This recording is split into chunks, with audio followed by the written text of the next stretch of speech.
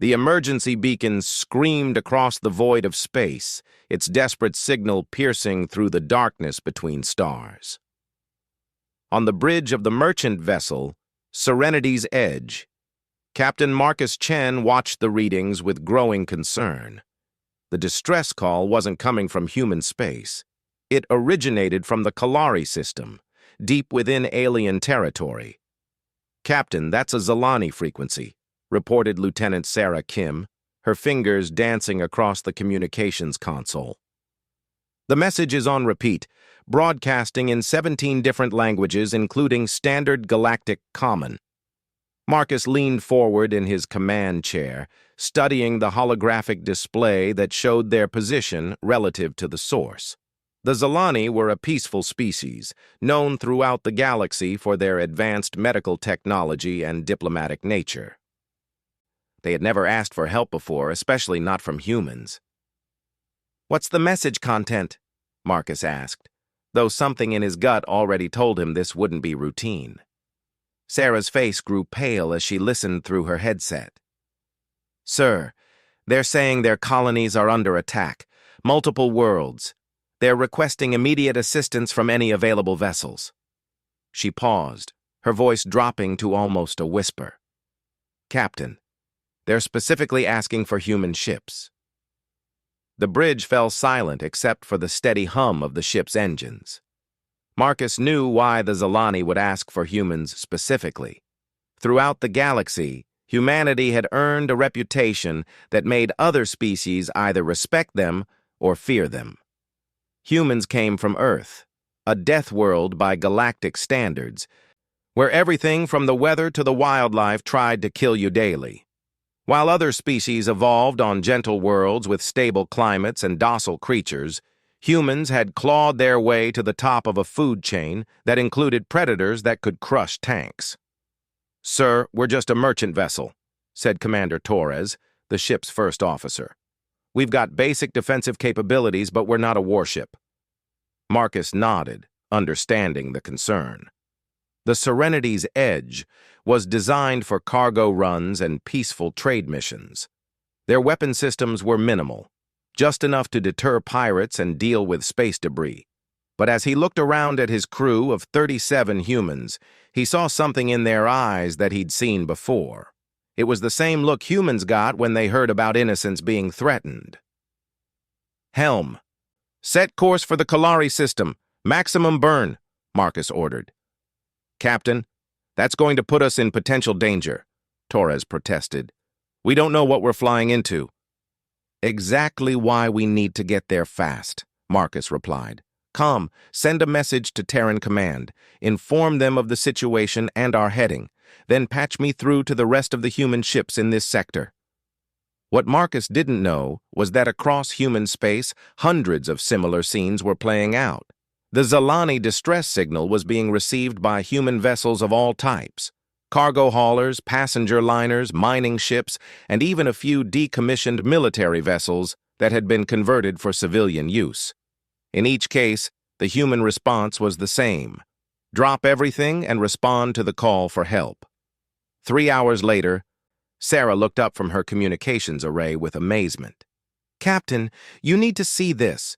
We've got 43 human ships converging on the Kalari system, everything from bulk freighters to luxury yachts, even the Iron Phoenix, that old dreadnought that was supposed to be scrapped last year."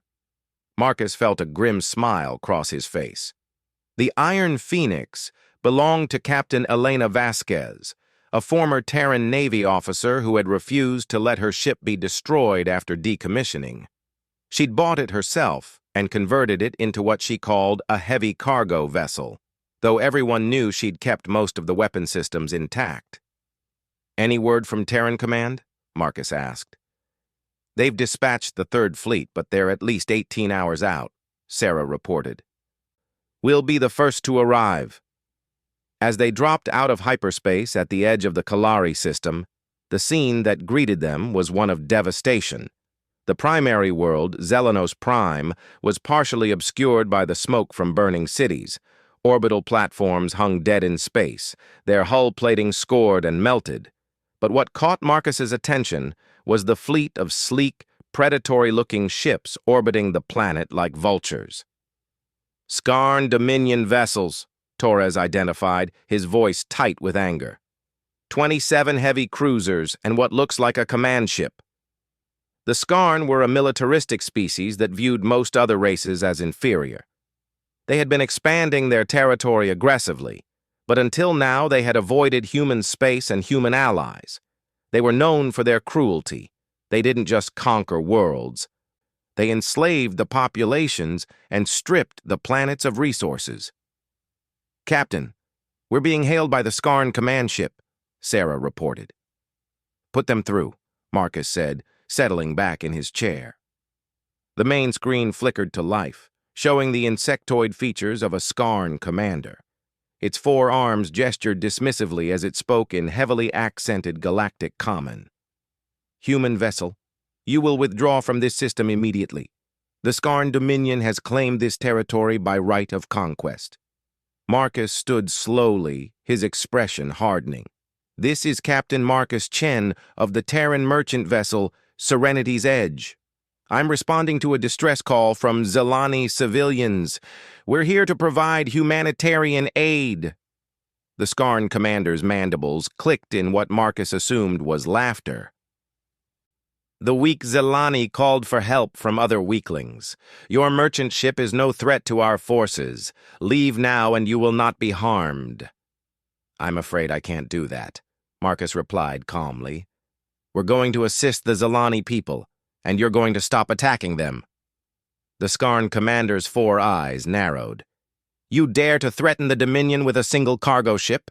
Your species' reputation for stupidity is well deserved." Marcus felt his jaw tighten, but he kept his voice level. "Oh, we're not threatening you with a single cargo ship." He gestured to Sarah, who activated the tactical display. "We're threatening you with 43 human ships, with more on the way." As if summoned by his words, hyperspace windows began opening throughout the system. Ships of every size and configuration dropped out of faster-than-light travel, their arrival creating brilliant flashes of light. The converted dreadnought Iron Phoenix emerged first, its massive bulk bristling with weapon emplacements that definitely weren't standard for a cargo vessel. Behind it came mining ships with industrial-grade cutting lasers, passenger liners with surprisingly robust defensive systems, and cargo haulers that seemed to have acquired military-grade shields somewhere along the way. The Skarn commander's confidence visibly wavered as more ships continued to arrive. "This is impossible.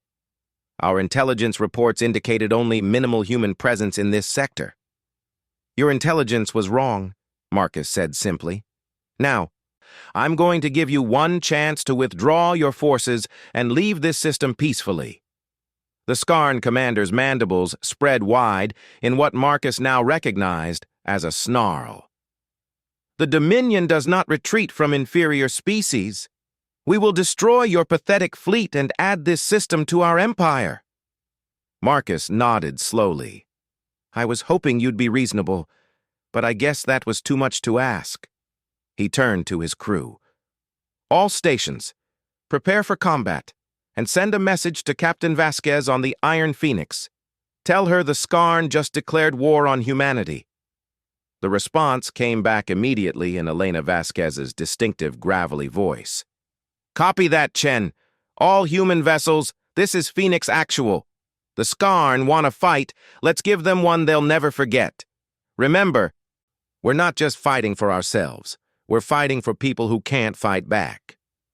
Across the improvised human fleet, weapon systems came online. Cargo bay doors opened to reveal concealed missile launchers. Mining lasers and industrial cutting tools were recalibrated for combat use. The passenger liner Starlight Express deployed combat drones that had definitely not been part of its original configuration. Marcus felt the familiar sensation of his heart rate slowing, his vision sharpening. It was the same feeling he'd experienced during his brief stint in the Terran Marines before becoming a merchant captain. Humans, he knew, had an unusual relationship with violence. They didn't seek it out, but when it came to protecting others, they could become something truly terrifying. All ships. This is Serenity's Edge, Marcus broadcast on the human fleet frequency. The Skarn have made their choice. Let's show them why you don't attack innocent people when humans are watching. The Skarn fleet began moving into attack formation, their sleek ships arranging themselves with military precision. But as Marcus watched his own motley collection of converted civilian vessels spread out to meet them, he felt something he hadn't expected: confidence. These weren't professional warships crewed by trained soldiers. They were merchants, miners, tourists, and retirees. But they were humans, and they had come here because people needed help. "Captain," Torres said quietly, "are you sure about this? We're outnumbered and outgunned." Marcus looked at the tactical display, where 43 human ships faced 28 Skarn vessels.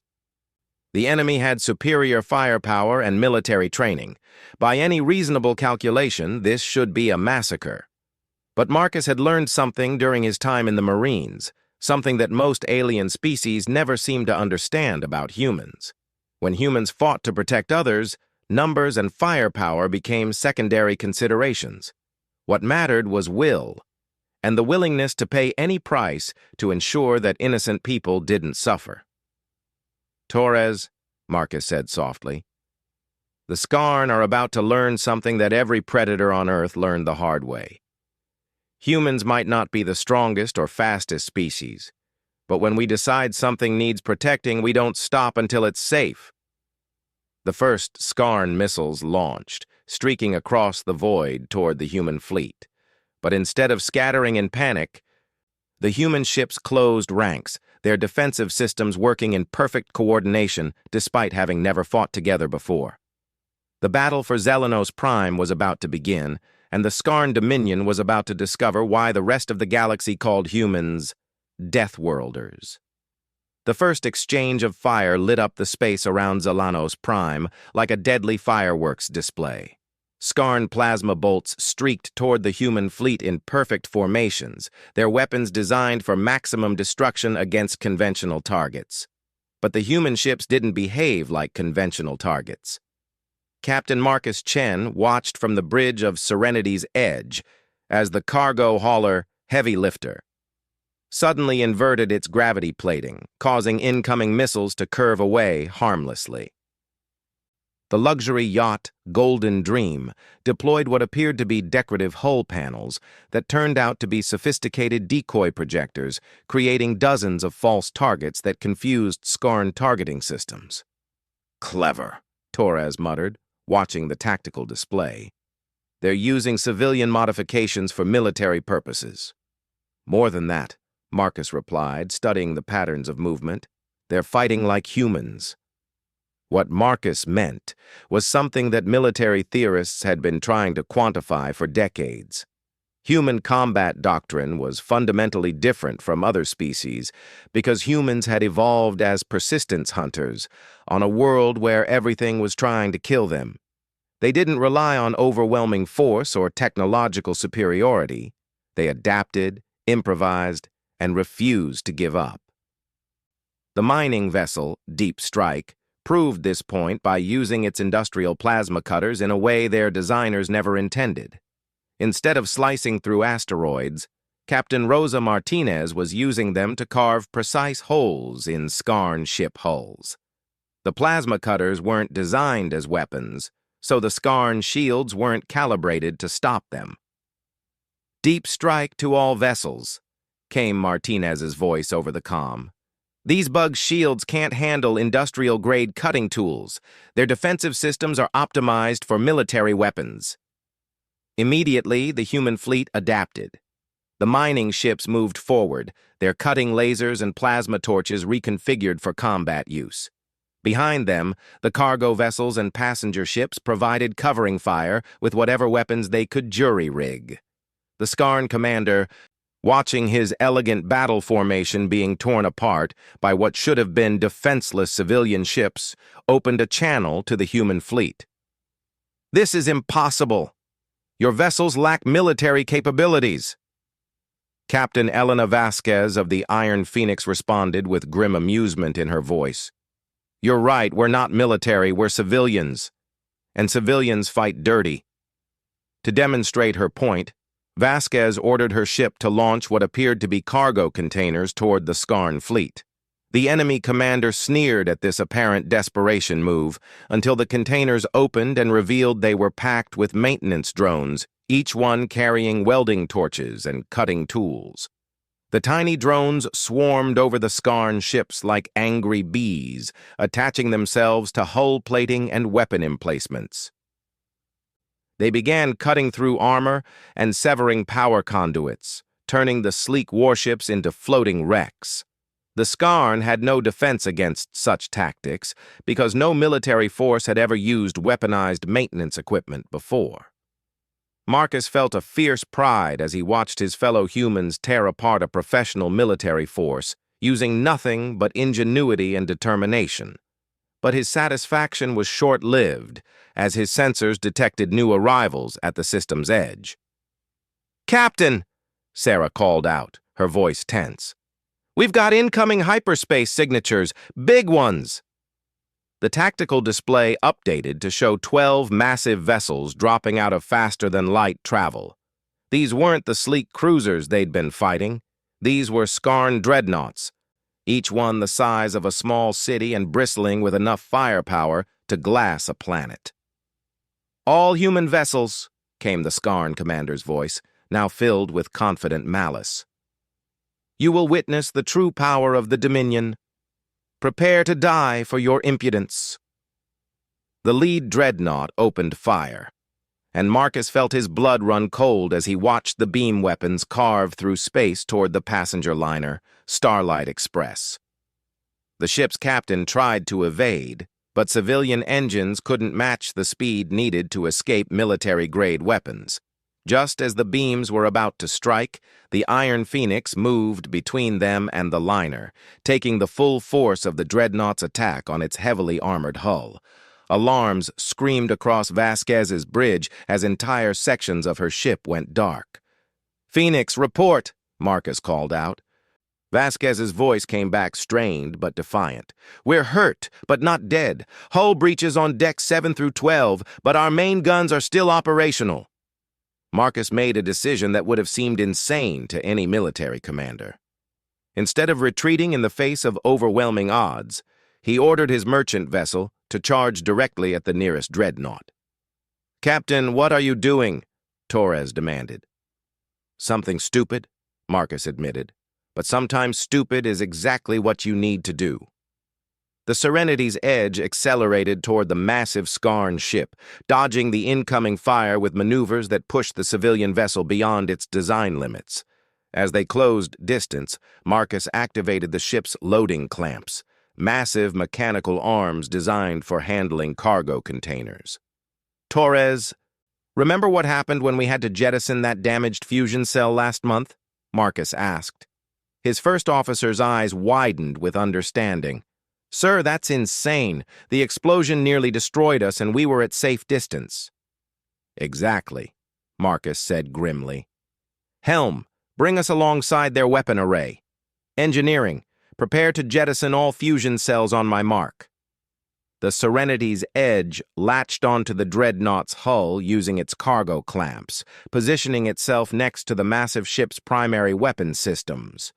The Skarn tried to shake them off, but the merchant vessel held fast like a parasite. "All stations, abandon the forward sections and seal emergency bulkheads," Marcus ordered. "Engineering, jettison the fusion cells directly into their weapon bay." The merchant ship's loading arms pushed dozens of fusion cells through the dreadnought's armor plating, depositing them directly into the weapon systems. Marcus waited 3 seconds, long enough for the fusion cells to destabilize in the alien environment, then detonated them remotely. The explosion tore through the dreadnought's entire forward section, turning its weapon arrays into twisted metal.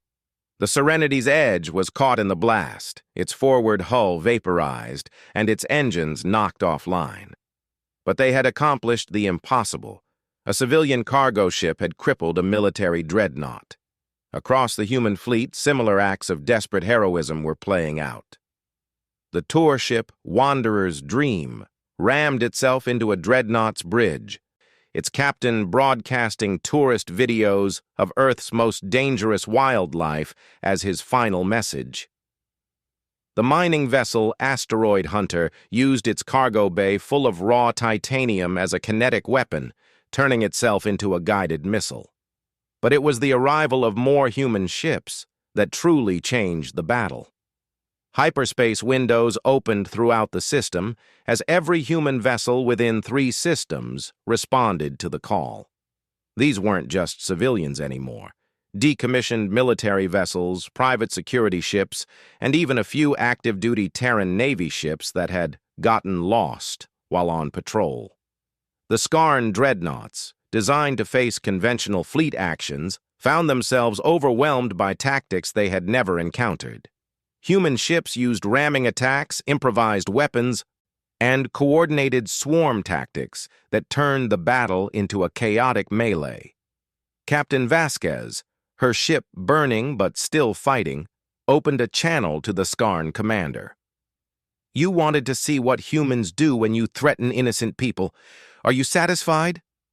The Skarn commander's voice was no longer confident. "This is madness. No civilized species fights like this." "That's where you're wrong," Vasquez replied, targeting her remaining weapons at the command ship. "We're not fighting like a civilized species. We're fighting like humans." The battle raged for 6 more hours, but the outcome was no longer in doubt. The Skarn Dominion had learned too late that humans didn't fight wars the way other species expected. They fought with everything they had, using any weapon available, and they never stopped until their enemies were defeated or they themselves were dead. As the last Skarn ship limped away from the system, trailing atmosphere and debris, Marcus surveyed the cost. 14 human ships had been destroyed, and many others were barely holding together. But Zelanos Prime was free, and its people were safe. The real shock came when the Terran Navy's 3rd Fleet finally arrived, expecting to find a massacre. Instead, they found a system full of burning Skarn wrecks and a motley collection of human civilian ships that had just accomplished what military analysts would later call impossible. Admiral Rebecca Stone, commander of the 3rd Fleet, opened a channel to the surviving civilian ships. "This is Admiral Stone of the TNV Defiance. I'm not sure whether to court-martial you all or recommend you for medals." Marcus, sitting in the damaged bridge of his merchant vessel, managed a tired smile. "How about we settle for getting medical aid to the Zelani, Admiral? I think that's what we came here to do." But even as rescue operations began, Marcus knew this was only the beginning. The Skarn Dominion would not forget what had happened here, and humanity had just announced to the galaxy that they would not tolerate attacks on innocent species. The question now was what the Skarn would do about it, and whether humanity was ready for a war against a militaristic empire that spanned dozens of star systems. As Marcus looked out at the stars, he realized that the galaxy was about to learn something new about the species from the death world called Earth. When humans decided to protect something, they didn't stop until the job was done, no matter what the cost. 6 months after the battle at Zelanos Prime, the galaxy had changed in ways that no one could have predicted. The news of what happened when humans answered the Zelani distress call had spread through hyperspace communication networks faster than any government could contain it. Every species now knew that a collection of civilian human ships had defeated a Skarn military fleet using nothing but determination and improvised tactics. Captain Marcus Chen stood on the observation deck of the newly constructed Zelanos Prime space station, watching human and Zelani workers collaborating on the final construction phases. His own ship, the Serenity's Edge, was docked nearby, fully repaired and upgraded with some interesting new modifications, courtesy of Zelani engineering. "The council session is about to begin," said Ambassador Elena Vasquez, the former military captain who had somehow found herself representing humanity in galactic politics. "Are you ready for this?" Marcus nodded. though he wasn't sure anyone could be ready for what was about to happen. The Galactic Federation had called an emergency session to address what they were calling the human question. 3 different species had formally requested human protection after the Skarn defeat, while several others were demanding that human aggressive expansion be controlled. The council chamber was a marvel of engineering, designed to accommodate the atmospheric and gravitational needs of dozens of different species. Marcus took his place in the human delegation section, noting how the other species' representatives seemed to be watching them with a mixture of respect, fear, and curiosity. The session began with High Counselor Thekvar, a crystalline being whose species had founded the Federation centuries ago. "We are here to discuss the recent actions of the human species and their implications for galactic stability."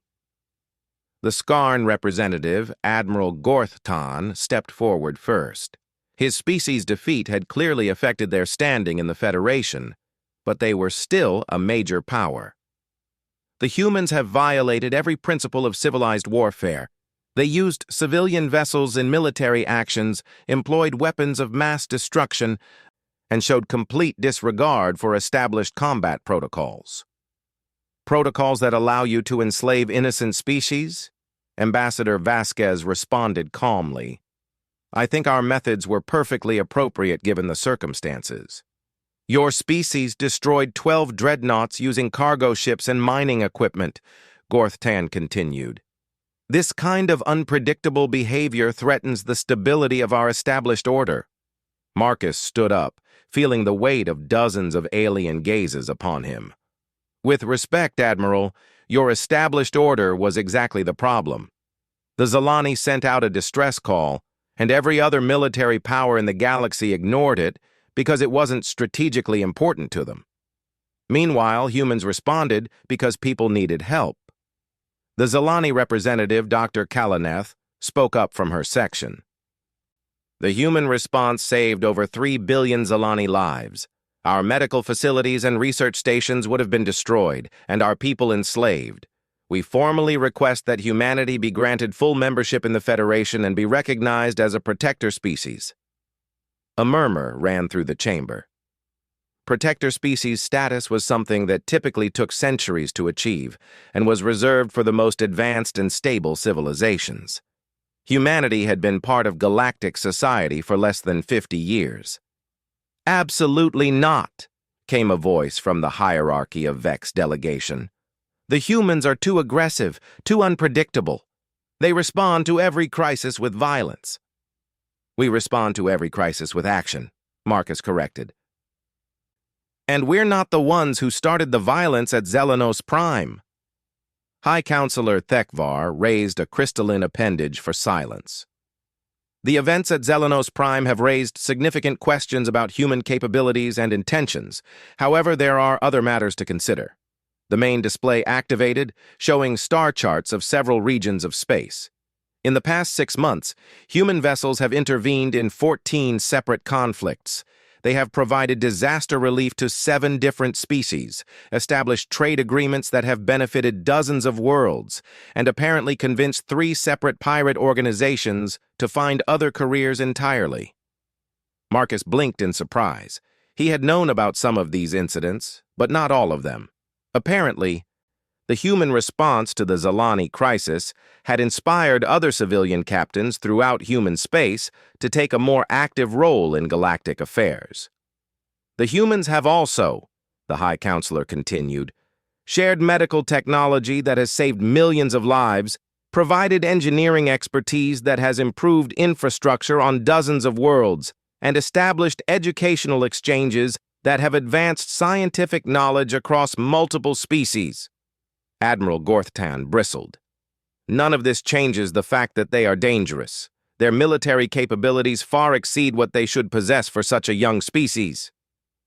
"Actually," said a new voice from the viewing gallery, "I think you're misunderstanding what human military capabilities really are." Marcus turned to see Admiral Rebecca Stone entering the chamber. The Terran Navy officer hadn't been scheduled to speak, but the High Counselor gestured for her to continue. The battle at Zelanos Prime wasn't won because humans have superior technology or training, Admiral Stone said, addressing the entire council. It was won because human civilians were willing to sacrifice their lives to protect people they'd never met. That's not a military capability. That's a cultural characteristic. She activated a holographic display showing footage from the battle. Every other species in this chamber fights wars using professional military forces following established doctrines. Humans fight with everyone who can hold a weapon when something they care about is threatened. That's not something you can quantify or plan against because it's not about military strength. It's about values. The chamber fell silent as the footage showed the cargo ship, Heavy Lifter, ramming a Skarn cruiser to protect a damaged Zelani evacuation vessel. The ship's captain had transmitted a final message. "Tell my family I died protecting innocents." Dr. Kalaneth stood up again. "This is exactly why we need human protection. Not because they are the strongest species, but because they are the only species that consistently chooses to help others even when there is no benefit to themselves." "The Zelani proposal has merit," said a representative from the Ashani Collective, a species of peaceful traders. "We have experienced human assistance during several natural disasters. They ask for nothing in return except the knowledge that people are safe." More voices joined the discussion, and Marcus realized that the galactic community was split. Some species saw humans as dangerous, unpredictable elements, while others saw them as reliable allies who could be counted on in times of crisis. High Counselor Thekvar called for order. There is clearly no consensus on this matter. However, recent events have demonstrated that humanity will continue to act according to their nature, regardless of our decisions here. The question is whether the Federation wishes to work with them or against them. Admiral Gorthton stepped forward one last time. "The Skarn Dominion will not accept human interference in our territorial expansion. If the Federation grants them protector status, it will mean war." The threat hung in the air like a physical presence. Several smaller species shifted nervously, clearly unwilling to risk conflict with the Skarn over humanity's role in galactic affairs. It was Marcus who broke the silence. "Admiral Gorth Tan, I think there's something you still don't understand about humans." He stood up, feeling calmer than he had any right to feel, while essentially declaring war on behalf of his entire species. "We didn't ask for protector status. We didn't ask for Federation membership. We didn't ask for any of this." Marcus gestured to encompass the entire council chamber. "All we did was respond to a distress call from people who needed help. If you want to interpret that as aggression, that's your choice." He turned to address the entire council. "But understand this, humans will continue to help people who need it, regardless of what this council decides. We'll continue to respond to distress calls, provide disaster relief, and protect innocent species from those who would harm them. Not because we want to build an empire or gain political power, but because it's the right thing to do." Marcus looked directly at the Skarn Admiral. "And if that means war with the Dominion, then so be it. You've seen what humans can do with cargo ships and mining equipment. Do you really want to find out what we can do when we're actually trying to fight?" The chamber erupted in discussions as species representatives debated among themselves. Some were clearly horrified at the prospect of a human-Skarn war, while others seemed excited by the possibility of seeing the Dominion finally challenged. High Counselor Thekvar eventually restored order. "This council will recess to allow for private consultations. We will reconvene in 3 standard days to vote on the human proposals." As the delegates filed out, Ambassador Vasquez approached Marcus. "That was either brilliant diplomacy or the stupidest thing anyone has ever said in this chamber." Marcus shrugged. "Probably both. But it was honest, and I think that's what the galaxy needs right now. Someone willing to tell the truth instead of playing political games." Over the next 3 days, Marcus watched as delegations met in private sessions throughout the station. He noticed that the species who had benefited from human assistance were actively lobbying for Federation membership, while those aligned with the Skarn were pushing for restrictions on human activities. When the council reconvened, High Counselor Thekvar announced the results. By a vote of 47 in favor, 31 opposed, and 12 abstentions, the Galactic Federation hereby grants humanity full membership status. The chamber buzzed with reaction, but he continued. However, protector species status requires a 2/3 majority, which was not achieved. Marcus felt disappointed, but not surprised. Full Federation membership was more than he had expected, given the political pressures involved. There is, however, the High Counselor continued, an alternative proposal that has received sufficient support. The main display activated, showing a new star chart with human space highlighted in blue. Several member species have requested to enter into individual protection agreements with humanity, outside the formal Federation structure. The display showed trade routes and communication links, connecting human space with over 20 different worlds. These species will maintain their Federation membership while also being part of what is being called the Human Protection Network. Humanity will be responsible for their defense in exchange for technological and cultural exchanges. Admiral Gorth Tan stood up angrily. This is a transparent attempt to circumvent Dominion territorial claims. We will not accept human interference in our expansion plans. Then don't expand into their territory, Ambassador Vasquez replied simply. Problem solved. The Skarn Admiral's mandibles clicked in rage. The Dominion will respond appropriately to any human aggression. Good, Marcus said, standing up one final time.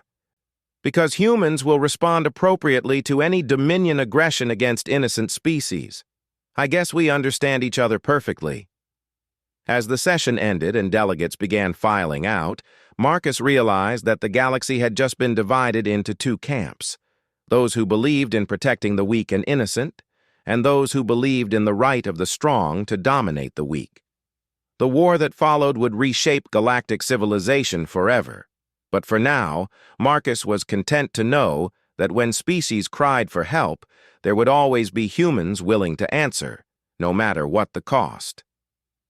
6 months later, as he watched human and allied ships patrolling the borders of the protection network, Marcus reflected on how much had changed since that first distress call. The galaxy had learned that Deathworlders didn't just survive harsh conditions, they created safe spaces for others to thrive. And in a galaxy full of predators, sometimes the most dangerous thing you could be was the one willing to stand between them and their prey.